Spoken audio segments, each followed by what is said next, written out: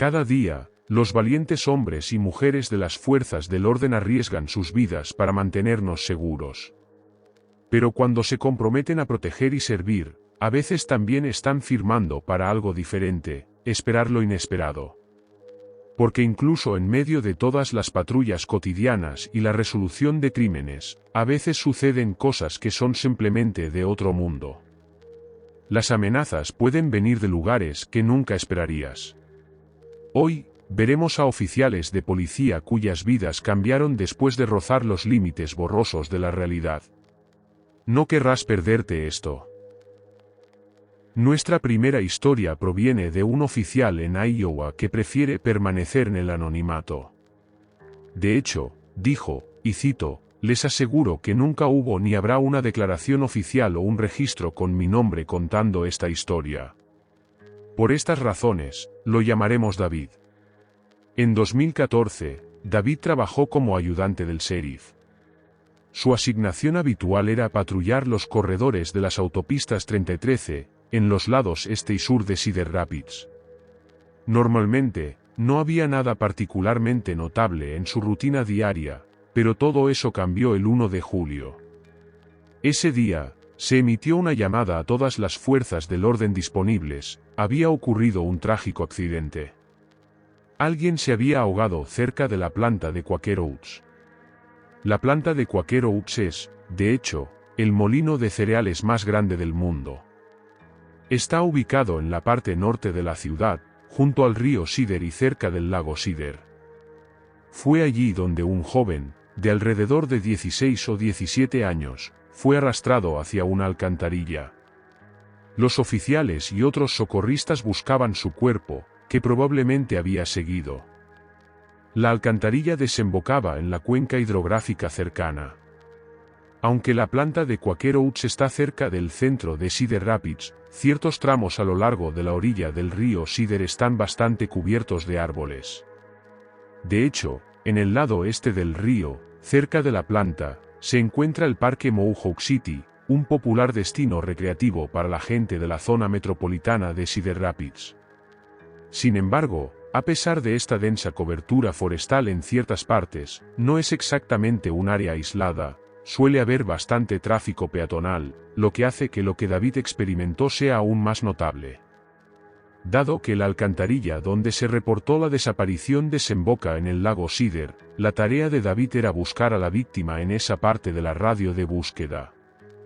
Tan pronto como llegó a la escena, David estacionó su patrulla en el almacén de la compañía eléctrica y comenzó su misión para ayudar a localizar al joven. Tal vez, con suerte, todavía estaba vivo. David cuenta que se sentó a lo largo de un sendero pavimentado para bicicletas, que corría junto al río. Entre el sendero y el río había un gran aliviadero de concreto que ayudaba a controlar los niveles de agua cuando el río Cedar se desbordaba.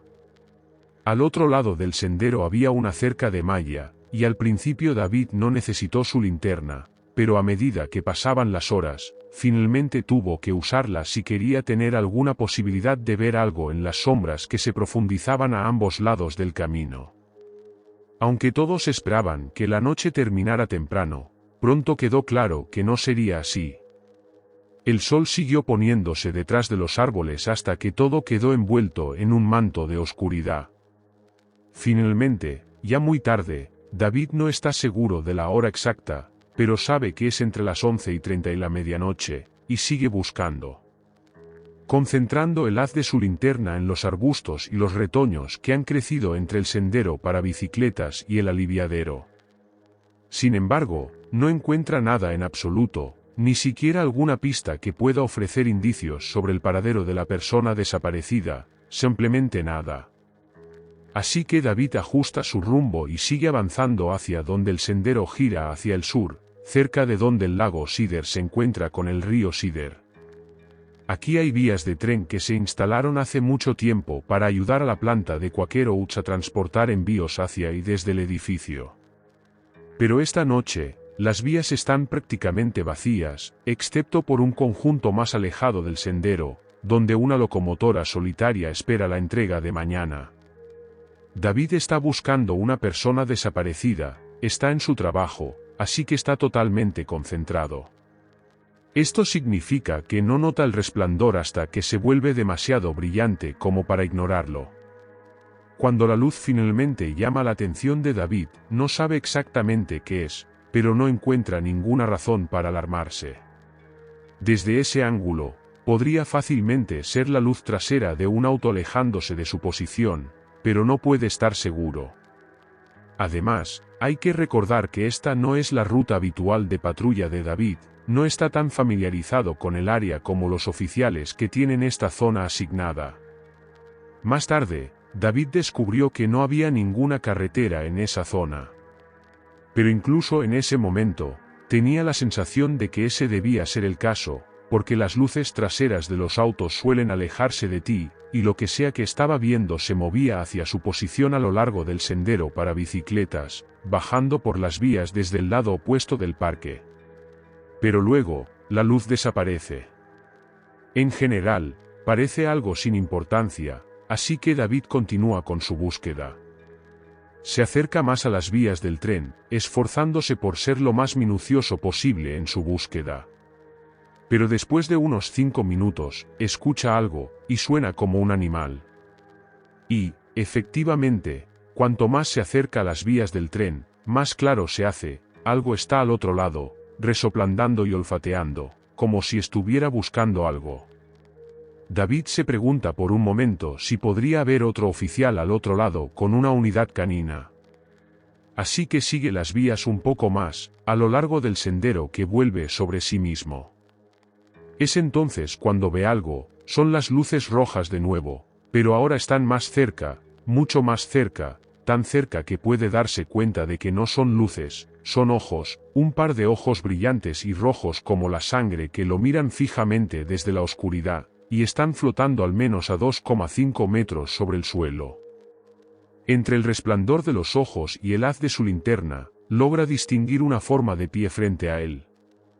Es importante saber que David no es una persona pequeña, mide alrededor de 1,93 metros y pesa unos 127 kilos, pero lo que sea que esté frente a él es simplemente enorme. No solo es increíblemente alto, sino que, juzgando por lo musculoso que es, debe pesar al menos 200 kilos. Además de su tamaño, hay algo más importante que mencionar: David no es fácil de asustar. Dijo, y cito, «No hay muchas cosas en el mundo que me den miedo, pero nada me preparó para esa noche cuando encendí mi luz. Hasta el día de hoy, desearía no haberlo hecho». Eso es porque David estaba viendo algo que no era en absoluto humano. En la cima de unos hombros musculosos había lo que parecía ser la cabeza de un perro, con un hocico largo y orejas puntiagudas. Lo que sea que era, no era una persona. Además, con ese tamaño, no había forma de que lo que David estaba viendo fuera una máscara o un disfraz. ¿Quién sería tan tonto como para acercarse a un oficial usando un disfraz así? Eso sería buscar problemas. David dijo que esa cosa lo miró fijamente durante un largo e intenso momento. Directamente a su rostro, luego se dio la vuelta y salió disparado hacia los árboles justo más adelante. Mientras lo observaba correr hacia las sombras, David desenfundó inmediatamente su arma, cargando una bala en la recámara, pero incluso eso no le parecía suficiente para protegerse de lo que acababa de ver. Entonces, David retrocedió apresuradamente por el sendero hasta llegar donde estaba su patrulla, estacionada en el patio de almacenamiento de la compañía eléctrica. Se dirigió a su vehículo, asegurándose de mantener su espalda pegada a la cerca alta durante todo el trayecto. Finalmente llegó a su auto, saltó dentro, pero no enfundó su pistola hasta que estuvo en la carretera. Solo entonces se permitió un momento para relajarse, respirando profundamente varias veces para intentar eliminar la adrenalina de su sistema. Nunca hablé de esto antes y, honestamente, no sé por qué lo hago ahora. Pero una cosa es segura, sabía que yo estaba allí y observaba cada uno de mis movimientos. Nunca volveré, y ya no trabajo en el departamento. Aún así, llevo una Glock con balas de punta hueca y puntas de plata, y rara vez salgo de mi casa por la noche, relató David. Exactamente lo que David vio la noche del 1 de julio de 2014 en Cedar Rapids sigue siendo un misterio. Él cree firmemente que era un hombre lobo, mientras que otros opinan que, aunque misterioso, podría haber sido algo menos sobrenatural. Algunos afirman que un ser de carne y hueso conocido como Dogman merodea la zona del río Cedar y el parque Mohawk City. Si ese es el caso, el avistamiento de David representa algo raro pero no inédito, un encuentro con un Dogman extremadamente cerca de una de las áreas urbanas de Estados Unidos. Lamentablemente, la identidad del animal, criatura o ser que David vio esa noche sigue sin conocerse. Relato 2. Antes de continuar, no olvides suscribirte si aún no lo has hecho. Si disfrutas de los relatos, te agradecería que presionaras el botón de gracias abajo apoyando al canal y que visites nuestra tienda. Sigamos. Mi nombre es Jackson y vivo en la ciudad de Morelia, en el estado de Michoacán. Soy un capitán retirado de la policía estatal. Siempre he sido un hombre de fe, creyente en la existencia del bien y el mal. Lo que estoy a punto de narrar sucedió en 1999. Mi compañero y yo, quienes experimentamos esto juntos, lo hemos mantenido en secreto todos estos años. Pero sentí que era momento de compartir lo ocurrido. Así que comenzamos. Cuando cumplió 18 años, supe que quería unirme a la policía estatal. Logré construir una carrera sólida y siempre quise marcar la diferencia en la sociedad. A los 20 años, me presenté al examen de ingreso y lo aprobé. Entré como cadete y aprenderá muchas lecciones, tanto en la academia como en la vida real. Recibí mucho apoyo de un amigo llamado Roberto, que en ese entonces era segundo sargento. Años después, en 1999, me ascendieron a cabo. Mis superiores y Roberto respetaban mucho mi trabajo. Gracias a mi buen desempeño, me enviaron a un curso de capacitación en la Ciudad de México, en una delegación en la colonia Polanco. Roberto me acompañó durante las 2 semanas porque tenía más experiencia en urbes grandes. Tomamos la carretera hacia la capital. Era mi primera vez en esa ciudad, y al llegar, me impactó su magnitud y el constante ajetreo. Durante el día parecía un caos, pero de noche, la ciudad brillaba de una manera encantadora, en contraste con la locura diurna. Recuerdo que, después de cada jornada, solíamos ir a un bar cercano. Terminamos haciéndonos amigos del dueño, un hombre amable que conoció a casi todos los policías de la zona. Tenía una hija llamada Carolina, una joven simpática y educada que siempre nos saludaba con cortesía. Aunque era un bar, también funcionaba como cafetería y era un lugar familiar. Un día, el padre de Carolina nos expresó su preocupación porque ella a menudo iba a casa de una amiga a hacer tareas o pasaba el fin de semana allí. Le inquietaba que ella siempre pedía que la recogiera tarde en la noche, algo complicado por su trabajo. Afortunadamente, el papá de la amiga solía encargarse de llevarla y traerla. Carolina siempre avisaba a sus padres sobre sus idas y era muy responsable. En una conversación en el bar, el padre nos comentó dónde vivía la amiga, por razones de seguridad. De este modo, si algo sucedió, podríamos intervenir. Dijo que la casa estaba en las afueras de la ciudad, casi en una zona rural. Conocieron a los padres de la amiga y parecía un buen lugar, aunque el camino no era nada fácil. La carretera tenía poca iluminación, lo que dificultaba las visitas frecuentes, especialmente debido a la distancia y sus horarios de trabajo. Entonces Roberto mencionó que, si alguna vez necesitaban ayuda para recogerla mientras estuviéramos en la ciudad, solo que tenían avisarnos. Al día siguiente, fui a trabajar como de costumbre. Durante nuestra ronda matutina, vimos a Carolina camino a la escuela y la saludamos. Todo parecía un día cualquiera. Más tarde, cuando regresamos a la delegación, nuestro superior nos pidió a Roberto y a mí que cubriéramos el turno nocturno. Un compañero había solicitado el día libre, y no había nadie más disponible. El trabajo no sería complicado, realizar algunos trabajos administrativos y responder a emergencias si surgían. Todo transcurrió con calma hasta que, alrededor de las 10 de la noche, mientras registraba algunos incidentes, sonó mi teléfono personal. Era mi amigo, el dueño del bar, y su voz temblaba de miedo. Le pedí que se calmara y me explicara lo que sucedió. Tras tomar aire, me contó que Carolina había llamado desde un teléfono público cerca del sitio donde vivía su amiga. En la llamada, ella dijo que algo la estaba persiguiendo y sonaba aterrorizada. Luego, escuchó un grito antes de que la llamada se cortara abruptamente. El hombre estaba fuera de sí, sin saber qué hacer. Le sugerí que presentara una denuncia mientras yo me dirigía al lugar para investigar. Dejé los papeles para después, anoté la dirección y llamé a Roberto para ir de inmediato.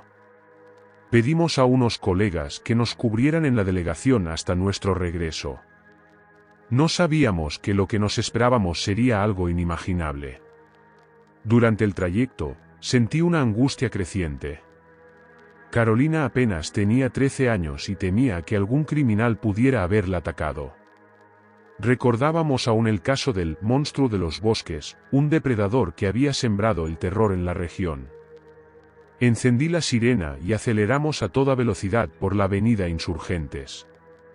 Roberto iba en silencio, ambos estábamos muy preocupados, y la desesperación en la voz del padre no parecía una falsa alarma. Por fortuna, el tráfico era ligero a esa hora. Llegamos a la carretera que llevaba al sitio en unos 20 minutos. Era una zona aislada, con escasa iluminación. Finalmente, encontramos el teléfono público desde donde Carolina había llamado. Detuvimos la patrulla y nos acercamos para inspeccionar. Mi corazón se aceleró al ver una mancha rojiza en el aparato y el auricular colgando del cable, como si alguien lo hubiera soltado inesperadamente. Miré a Roberto y comenzamos a explorar los alrededores en busca de pistas. No encontramos señales de ella, solo esas manchas inquietantes. Roberto sugirió que debiéramos adentrarnos en el bosque cercano. Antes de hacerlo, regresó a la patrulla, encendí la sirena y comenzamos a gritar su nombre, pensando que podría estar escondida cerca. Pero todo estaba en un silencio sepulcral. De pronto, escuchamos un grito lejano, seguido de un sonido extraño, similar a un aullido. Un escalofrío me recorrió el cuerpo. Roberto y yo encendimos nuestras linternas y corrimos hacia la maleza, armas en mano, guiándonos por esos aterradores sonidos. La escena era caótica. Llamábamos a Carolina y buscábamos desesperadamente alguna pista. Finalmente, llegamos a un claro y vimos una figura desplomarse en el suelo. Era ella. Estaba cubierta de tierra y manchas rojizas, con la ropa parcialmente desgarrada en el hombro. Sus ojos reflejaban un terror indescriptible. Murmuraba cosas incoherentes sobre un monstruo que la había estado persiguiendo, pero parecía en estado de shock y apenas entendíamos lo que decía. Cuando mencionó un monstruo, nuestra primera suposición fue que hablaba de algún maníaco o delincuente. Nunca imaginamos que se refería literalmente a una criatura. La confusión nos invadió mientras intentábamos comprender sus palabras, hasta que ocurrió algo que jamás pudimos plasmar en un informe sin que nos tacharan de locos. Roberto levantó a Carolina en brazos, y comenzamos a caminar de regreso a la carretera. Yo me mantenía alerta, iluminando el sendero con mi linterna. No podíamos permitirnos correr, el terreno era traicionero. Fue entonces cuando escuchamos un ruido inquietante, el crujir de hojas bajo pisadas pesadas, como si alguien nos sigue entre la maleza. Poco después, comenzaron gruñidos bajos, inhumanos, como de un animal salvaje acechando a su presa. Aceleramos el paso, nuestra prioridad era sacar a la niña de allí lo más rápido posible. Entonces, percibí algo moverse entre las sombras, deslizándose entre los árboles. Apunté la linterna, pero solo logré vislumbrar una silueta enorme, de movimientos rápidos y sigilosos. Después de unos minutos eternos de tensión, finalmente llegamos a la patrulla. Justo cuando íbamos a subir a Carolina, una figura emergió de la oscuridad, iluminada por los faros. La bestia estaba a unos 10 metros, acechándonos. Roberto dejó a la niña en el suelo y le ordenó correr hacia el auto. Nos quedamos petrificados. La criatura avanzaba sobre 4 patas, pero su forma era espeluznante. Al ver a Carolina entrar en la patrulla, se irguió sobre sus patas traseras y soltó un grito desgarrador, que parecía venir de otro mundo. Lo que vimos desafió toda lógica. Era alta y delgada, con orejas puntiagudas y un rostro canino, pero su cuerpo tenía una forma casi humana. Jamás habíamos visto algo así. Parecía una visión infernal. Intercambié una mirada con Roberto, y ambos abrimos fuego. 3 disparos impactaron en la criatura, que emitió un alarido ensordecedor y retrocedió. Aprovechamos ese momento para correr hacia la patrulla, nuestra única protección. Sabíamos que teníamos que escapar, pero la salida no sería sencilla. Apenas logramos entrar, sentimos un golpe brutal en la puerta trasera que hizo crujir el vidrio. Todo se volvió un caos. Carolina gritaba desesperada, Roberto luchaba por encender el motor, y yo trataba de mantener la calma mientras buscaba a la criatura desde la ventana.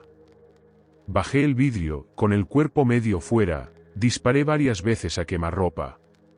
Vi cómo la bestia cayó momentáneamente, y Roberto aprovechó para acelerar a fondo, alejándonos de ese maldito lugar. El camino de regreso fue un tormento. Carolina lloraba sin control en el asiento trasero, y yo intentaba tranquilizarla, aunque por dentro también estaba aterrado. Le aseguré que estábamos a salvo, aunque no estaba seguro de que fuera verdad. Roberto, con las manos temblorosas en el volante, repetía una y otra vez que aquello no era un animal común. Ninguno de nosotros se había enfrentado a algo así antes. Estábamos acostumbrados a lidiar con otro tipo de monstruos en las calles, pero esto era completamente diferente. A mitad del camino, Carolina dejó de gritar. Sus ojos se quedaron fijos, perdidos en el vacío, como si la realidad misma se hubiera desvanecido. Con voz temblorosa, repetía una y otra vez que esa cosa había querido matarla. Traté de calmarla, asegurándole que todo había terminado, aunque en el fondo no estaba tan seguro de ello. Durante el trayecto, llamé a su padre para informarle que la llevábamos al hospital debido a las heridas. El hombre, al otro lado del teléfono, apenas pudo contener el llanto y la desesperación. Cuando llegamos al hospital, los padres de Carolina ya estaban allí, esperando con rostros desencajados. Su madre rompió en llanto al verla. Roberto y yo apenas dimos detalles. ¿Cómo explicar algo que ni siquiera nosotros comprendíamos? Nos limitamos a decir que fue un ataque salvaje, algo que no entendíamos del todo. En ese momento, la prioridad era Carolina. Más tarde, ella contó que los padres de su amiga no pudieron llevarla a casa, así que decidió tomar un autobús sola para no molestar. Se retrasó, y en algún punto del camino, esa cosa la había atacado. No sabía decir qué era, nosotros tampoco. No había palabras para describirlo. Roberto propuso manejar la situación discretamente. No podíamos reportar lo que realmente había sucedido. Lo mejor era dejarlo así. Incluso le pedí que no me contara más detalles. No quería cargar con una historia que sería imposible explicar sin parecer un loco. Al día siguiente, fuimos a ver a Carolina al hospital. Sus heridas no eran graves, pero el daño psicológico era profundo. Estaba aterrorizada, atrapada en sus recuerdos. Sus padres parecían más tranquilos, aunque seguían sin comprender lo ocurrido. Lo único que importaba para ellos era tener a su hija sana y a salvo. Pasó el tiempo. Después de completar mi entrenamiento, regresé a mi ciudad. Pero aquella noche infernal me seguía persiguiendo. La imagen de esa criatura, Ese grito desgarrador, nunca se borraron de mi mente. Reflexioné mucho sobre lo que había enfrentado, y la única explicación que pude encontrar fue escalofriante: un hombre lobo, una criatura salida de las leyendas más oscuras. Años después, supe que Carolina se había convertido en médica. Se casó y tuvo 2 hijas. Hablo de vez en cuando con Roberto, ambos estamos retirados. Cuando recordamos esa noche, un silencio pesado nos envuelve. Aún siento escalofríos al pensar en lo que enfrentamos. Solo rezo para que nadie más tenga que vivir algo similar. El trauma deja cicatrices que no desaparecen. Esa criatura estuvo demasiado cerca de la ciudad. Conozco algunas zonas apartadas, con caminos oscuros y aislados, perfectos para esconderse. Lugares donde la leyenda y la realidad se mezclan. Me he preguntado por qué nunca regresamos a investigar si la criatura sobrevivió o si realmente logramos matarla. Tal vez el miedo nos impidió volver. Lo cierto es que 2 policías se enfrentaron a algo más allá de la imaginación. Lo que vimos aquella noche no fue un simple animal o un maníaco. Fue algo más antiguo, más oscuro. Un encuentro que transformó nuestras vidas para siempre. Relato 3. En 2011, un ayudante del sheriff llamado Kevin estaba sentado en su patrulla justo a las afueras de la ciudad de Burlington, Wisconsin. A diferencia de David, Kevin había visto algunas cosas extrañas durante su tiempo en las fuerzas del orden. De hecho, Kevin había presenciado al Dogman en varias ocasiones. Hoy nos enfocamos en lo que podría haber sido la experiencia más extraña que vivió, sí, incluso más extraña que un lobo bípedo. Había sido un día despejado, pero el sol ya se estaba poniendo. Kevin acababa de estacionar su patrulla en un lote de grava en el lado norte del pueblo.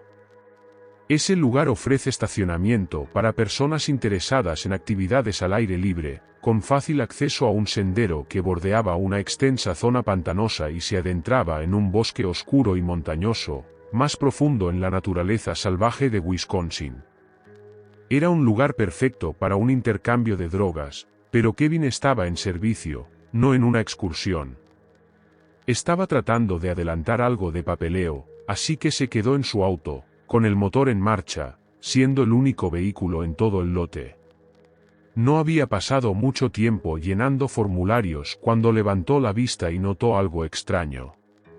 La última vez que había mirado por el parabrisas, todo parecía normal, pero ahora, solo unos momentos después, algo había comenzado a surgir desde la dirección del pantano. Entre los nenúfares y las cañas, había aparecido algo inexplicable, una espesa neblina verde. Kevin se acomodó en su asiento para tener una mejor vista. No podía ver de dónde venía la neblina, no salía de un agujero en el suelo ni parecía evaporarse del agua del pantano. Simplemente estaba ahí, como si hubiera aparecido de la nada. Ahora Kevin observaba cómo esa neblina verde empezaba a cambiar. Un momento antes, había estado quieta, pero ahora las densas nubes de vapor verde comenzaban a moverse, saliendo del pantano y dirigiéndose hacia el estacionamiento de grava, directamente hacia su patrulla. Kevin no iba a salir corriendo, pero tampoco se arriesgaría a bajar del vehículo para investigar. Equilibrando su curiosidad y precaución, se quedó sentado observando cómo las espirales bajas de la neblina verde se acercaban cada vez más. Pronto cubrieron toda la distancia entre su vehículo y el borde del pantano, cubriendo todo con esa enfermiza neblina verdosa. Finalmente, la bruma llegó hasta donde él estaba. Era difícil calcular su tamaño, pero Kevin dijo más tarde que, si tuviera que adivinar, la neblina cubría al menos 1 hectárea. Pero mientras Kevin estaba ocupado estudiando el tamaño de la neblina, algo aún más extraño sucedió. No pudo hacer más que mirar con asombro mientras cada pieza de equipo dentro de su patrulla se apagaba, una por una. Aunque el motor seguía encendido, las RPM disminuyeron, apenas registrándose en el tablero. Los faros se atenuaron hasta apenas iluminar la grava frente a él, y luego la pantalla de la computadora se apagó, seguida por la radio portátil de la policía, que momentos antes había marcado como completamente cargada y ahora estaba completamente descargada. Contuvo la respiración. ¿Qué iba a suceder? ¿La neblina verde entraría en su patrulla? Si lo hacía, ¿qué ocurriría? ¿Sería tóxica? Con el paso de los minutos, Kevin luchó contra el impulso de marcharse, pero como las RPM habían caído tanto, sabía que incluso si el motor seguía funcionando, estaba siendo afectado por ese vapor verde que envolvía su vehículo. Lo último que necesitaba era poner estrés innecesario en el motor y que se apagara, entonces sí estaría en problemas. Así que Kevin simplemente esperaba. Se sintió como una eternidad, pero finalmente, después de lo que parecía un tiempo interminable, la neblina verde comenzó a retirarse lentamente y las densas nubes se dirigieron hacia el norte, en dirección al bosque. Se disolvió en la arboleda, y momentos después, todos los componentes electrónicos del auto se recuperaron, incluida la radio portátil. Kevin nunca supo exactamente cuánto fue difícil todo el evento, ya que no miró su reloj, no parecía haber durado mucho. Sin embargo, esa no es toda la historia. Kevin explicó, cuando estacioné, el cielo aún estaba rosado en el oeste, pero cuando la neblina desapareció, el cielo estaba completamente oscuro. Eran casi las 10 p.m., cerca del final del turno. Afortunadamente, no fui despachado a ningún llamado en ese momento, ya que ni siquiera me habría entrado debido a que mi equipo de comunicación no funcionaba mirando hacia atrás. El tiempo que la neblina estuvo cerca de mí pareció muy corto, pero sentí como si mi turno hubiera terminado demasiado rápido. Cuenta en ese momento, pero, por extraño que suene, podría haber durado media hora. Realmente no lo sé. Por muy desconcertante que había sido el encuentro de Kevin con la neblina verde. No fue la última vez que él y estas extrañas nubes se cruzaron. Experimentó exactamente lo mismo menos de un año después. Esta vez, Kevin estaba nuevamente en un estacionamiento, pero en una ubicación diferente. Se encontraba en su patrulla cerca de la rampa para botes en el parque del condado de Fraser, en el lado este de Burlington, junto al lago Browns. Observó cómo una neblina verde idéntica apareció cerca del área marina al oeste y luego se movió con un aparente control inteligente sobre el agua. Su destino parecía ser una casa en una isla en el medio del lago, pero cuando llegó al extremo sur de la isla, simplemente se evaporó. Afortunadamente, Kevin aparentemente estaba demasiado lejos esta vez para que la neblina lo notara. Nunca se acercó a su patrulla, y debido a eso, no experimentó ninguna falla en los dispositivos electrónicos ni las inquietantes discrepancias de tiempo que notó en su primer encuentro. Según todas las estimaciones, tanto su sentido interno del tiempo como el reloj de su auto indicaron que solo habían pasado unos momentos.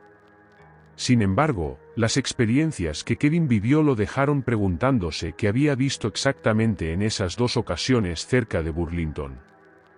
En ese sentido, es igual que nosotros, a veces no hay respuestas. Antes de continuar, no olvides suscribirte si aún no lo has hecho. Si disfrutas de los relatos, te agradecería que presionaras el botón de gracias abajo apoyando al canal y que visites nuestra tienda. Sigamos. Relato 4. Para nuestra última historia, nos dirigimos hacia el norte, cruzando la frontera hasta Ontario, Canadá. A diferencia de nuestros dos últimos oficiales, esta vez el testigo estaba fuera de servicio. El hombre, de 50 años, solo se identificó con las iniciales JS, pero su historia ha sido autenticada por investigadores, lo que sea que eso signifique. Por ahora, lo llamaremos Jack. Primero, un poco de contexto sobre Jack. Es fácil ver por qué los investigadores pudieron tener tanta fe en su testimonio. Después de todo, Jack había servido como oficial de la ley en Toronto durante más de 28 años. Es un hombre de familia y no es ajeno a la vida al aire libre. Es como el arquetipo de muchas personas que experimentan este tipo de cosas. Comenzó a disparar a los 7 años, a cazar a los 9, desde entonces, ha rastreado y cazado casi todo lo que se puede cazar legalmente en la naturaleza canadiense, incluidos osos y alces. Fue en una de estas cacerías de alces donde obtuvo mucho más de lo que esperaba. Verás, durante esa expedición. Era finales de 2003, y Jack estaba de vuelta en el lugar donde solía cazar alces, a unas 30 millas al noreste de Sault Ste. Marie, cerca de un pequeño pueblo llamado Searchmont, Ontario. Temprano en la mañana del 14 de octubre, Jack y su cuñado subieron por un viejo sendero en sus vehículos todoterreno, ATV, pero eventualmente sucedieron dos cosas. Primero, el sendero los llevó a un callejón sin salida. Segundo, el ATV de Jack quedó atascado en el barro. Después de mucho esfuerzo, Jack y su cuñado lograron liberar el vehículo y se separaron. Jack dio la vuelta y regresó por el sendero hacia un claro que había visto antes y que pensó que podría ser un buen lugar para cazar. Después de un breve trayecto, Jack llegó al sitio alrededor de las 7:45 de la mañana y se dio cuenta de que tenía razón. Desde ahí, tenía una vista clara de unos 200 metros tanto hacia el norte como hacia el sur. Jack se puso a trabajar, colocó algunas esencias en los árboles para atraer a los alces machos, simulando el olor de una hembra en celo. Cuando finalmente estuvo listo, sacó su cuerno y lanzó algunos llamados de alce. Todo estaba hecho para las 8:05 de la mañana, ahora, solo tenía que sentarse y esperar. Desafortunadamente, empezó a llover 10 minutos después, lo cual frustró a Jack porque no quería que su arma se mojara. Así que la guardó en el compartimento de su ATV, esperando que la lluvia pasara, mientras vigilaba la zona en busca de algún alce. De alguna manera, la lluvia era beneficiosa porque ocultaba su olor, pero en otros aspectos era molesta, ya que hacía difícil escuchar algo sobre el sonido del agua golpeando las hojas y el suelo. Sin embargo, 15 minutos después, Jack no tuvo problemas para escuchar lo que se acercaba. Lo que fuera, era pesado y no parecía preocuparse por el ruido que hacía al romper ramas y pisar fuerte el suelo. La otra razón por la que Jack escuchaba tan claramente a este visitante era porque, justo cuando se dio cuenta de que debía estar justo encima de él, oyó un sonido inconfundible, el ruido de un gran alce macho arrastrando su cornamenta entre los arbustos. Jack se sintió destrozado, porque estaba demasiado cerca y su arma seguía en el compartimento. Sacarla ahora haría mucho ruido y perdería la oportunidad. En cuestión de segundos, la tristeza de Jack aumentó aún más. Pudo ver al alce, y era simplemente enorme. Estaba allí, a unos 70 metros de distancia, rascando sus astas contra los árboles. Jack sabía que tenía que intentarlo, sin importar el ruido que hiciera podría estar bien. Jack alcanzó su arma y la sacó, la tapa se cerró de golpe, pero él confiaba en que no había sido lo suficientemente ruidosa como para asustar a un alce tan grande. Sin embargo, cuando se dio vuelta para apuntar, notó que el alce había salido corriendo hacia la seguridad de los arbustos. Más tarde diría, pensé que era un poco extraño, porque he visto varios alces en el pasado que simplemente se quedan parados, no parecen tener miedo de nada. Los he tenido frente a mí durante varios minutos antes de que se adentren en el bosque, y no entendía por qué este salió corriendo tan rápido. Jack se quedó allí durante otra media hora, pero el alce nunca regresó. Lo que fuera que lo había asustado, lo había hecho bien. Más tarde, pude contactar a su cuñado, quien revisó el lugar donde el alce había huido, pero no encontró rastro alguno. Así que Jack decidió instalarse en el mismo lugar donde había desaparecido el alce, con la esperanza de que regresara. Las horas pasaron sin suerte. Llegó la hora del almuerzo, Jack comió, fumó 1 o 2 cigarrillos y se quedó dormido bajo la lluvia, pero no apareció ningún alce. De hecho, lo único interesante que ocurrió fue alrededor de la 1:30 de la tarde, ya que escuchó algunos golpes detrás de él. No eran las pisadas de ningún animal, eran demasiado esporádicos y poco rítmicos. Al principio se consideró que eran solo ramas cayendo, pero no podía dejar de pensar en lo fuertes que eran, audibles incluso por encima de la lluvia. En un momento, juró que alguien le había lanzado una piedra, pero cada vez que se daba vuelta para mirar, no veía nada. Así pasaron las horas, y a las 5:25 de la tarde, Jack estaba de vuelta en su ATV fumando. Guardó su arma en la funda y se dirigió hacia el claro donde el alce había desaparecido, aunque ya estaba perdiendo la esperanza de cazar algo ese día. Mientras estaba de pie allí, notó algo extraño, no muy lejos de su ATV. Había estado allí cuando llegó al claro, pero no lo había examinado de cerca. Ahora no pude evitar mirarlo de nuevo. Dijo, vi un gran hueso de pata de alce tirado en el suelo, a unos 5 pies de mi ATV. No había sido cortado ni aserrado, estaba roto o partido. Parecía tener al menos un año. Jack miró ese hueso, preguntándose qué podría haber sido lo suficientemente fuerte como para partirlo en dos. Fue entonces cuando ocurrió. Escuchó el sonido de pasos, hojas crujir y ramas romperse. El corazón de Jack se saltó un latido. Rápidamente agarró su arma y se puso en posición. Los ojos fijos en el barranco, el alce había regresado. Al final, el día no iba a ser una pérdida de tiempo después de todo. Pero no tan rápido. Jack describió lo que ocurrió a continuación. Cuando miré hacia el barranco, unos 40 metros directamente frente a mí, vi lo que pensé que era un hombre caminando hacia mí. Estaba agachado y parecía tener problemas para caminar en el bosque. Agarró un árbol y se dio vuelta, luego se agachó o se lanzó hacia abajo, ocultándose detrás de unos arbustos horribles. Todo esto tomó entre 3 a 5 segundos, y me dio la impresión de que estaba vestido completamente de negro. Con un sombrero negro en la cabeza parecía que llevaba una chaqueta, y el frente de la chaqueta estaba abierto a la mitad, lo que me permitió ver un color diferente de forro alrededor del cuello. Parecía que era gris claro o casi azul, y en él. El área del pecho tenía una forma de V. Tuve la impresión de que estaba tratando de desaparecer de la vista. Jack no pudo ver con claridad ni sacar una conclusión sobre nada más, pero había algo raro en esa persona. No había nada cercano para usar como referencia, pero parecía tener una altura similar a la de un hombre de estatura media, o tal vez algo más alto. Sin embargo, Jack notó una cosa más, los brazos parecían un poco demasiado largos, y el tamaño de las manos del hombre parecía demasiado grande.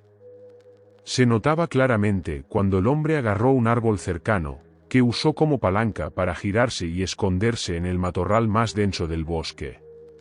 El tamaño del tronco del árbol era al menos de 10 centímetros de ancho, y la mano agarró toda la circunferencia con facilidad. Otra cosa que Jack notó en ese breve momento fue cómo el hombre se veía ciertamente musculoso. No era como si Dwayne "The Rock" Johnson estuviera por ahí, ¿verdad? Y más tarde lo describiría como en un traje de ninja. Definitivamente no tenía grasa, a diferencia de mí, y todo lo que podía ver eran los diferentes grupos musculares en su torso superior, con los brazos abultados. Podía ver que tenía un abdomen plano como una tabla de lavar. Ahora, teniendo en cuenta todo esto, la longitud de los brazos, el tamaño de las manos y la intensidad del físico del hombre, Jack empezó a dudar de lo que acababa de ver. ¿Era un hombre en absoluto o era algo más extraño? ¿Por qué el otro cazador no llevaba naranja? ¿Era una chaqueta oscura lo que había visto deslizarse entre los árboles, o era una gruesa capa de pelo negro o marrón empapada por la lluvia como si respondiera al pensamiento de Jack? Un aullido largo sonó a su izquierda, en la dirección en la que la figura había desaparecido. El aullido se alargó, horroroso y triste, durante unos 10 a 15 segundos antes de terminar en una especie de tos. Jack diría esto: eso no era un oso, eso no era un lobo, eso no era un alce. Sonaba como un aullido de lobo, pero mucho más profundo que cualquier lobo que haya escuchado. El sonido vino de unos 20 metros de donde lo vi por primera vez. Se fue a esconder. Era algo que nunca había visto en 35 años de caza. Lo que parecía era un gorila, o algo muy cercano a una, pero caminaba erguido, no en cuatro patas. Estuve allí, inmóvil, durante casi 1 hora y media esperando a ver si se volvía a mostrar. Se suponía que iba a quedarme allí los siguientes 3 días para terminar la caza y esperar a ese alce, pero no quería estar allí. Iba a regresar al área al día siguiente buscando ese alce, pero no pude acercarme ni un poco a ese lugar. Es la primera vez en 35 años que tuvo miedo en el bosque. Nunca me había sentido tan asustado en mi vida. Como el gran alce que había avistado más temprano en el día, la criatura que Jack había visto nunca volvió a aparecer. La caza terminó sin éxito, pero a medida que pasaron los días, y Jack compartió más detalles sobre su avistamiento con su familia, eventualmente encontró el valor para compartir su experiencia con la Organización de Investigadores de Bigfoot. Sé que no es mucho porque mucha gente cree que son una broma, pero fue allí donde lo compartió al final. Al mirar atrás sobre los eventos de ese día, Jack llegó a una conclusión: lo que vio no había sido un ser humano. De hecho, piensa que era la criatura, el pie grande, que había asustado al gran alce que había esperado. Y Jack les contaría más tarde a los investigadores: he estado en el bosque toda mi vida y nunca he visto nada como eso ni escuchado nada parecido. Hace un par de semanas, si me hubieras preguntado, te habría dicho que es una tontería, que eso no existe. Si solo tuviera que basarme en el avistamiento en sí, sin ruidos ni nada, diría que era una gorila, pero no hay gorilas en Canadá, y no caminaba en 4 patas, estaba erguido.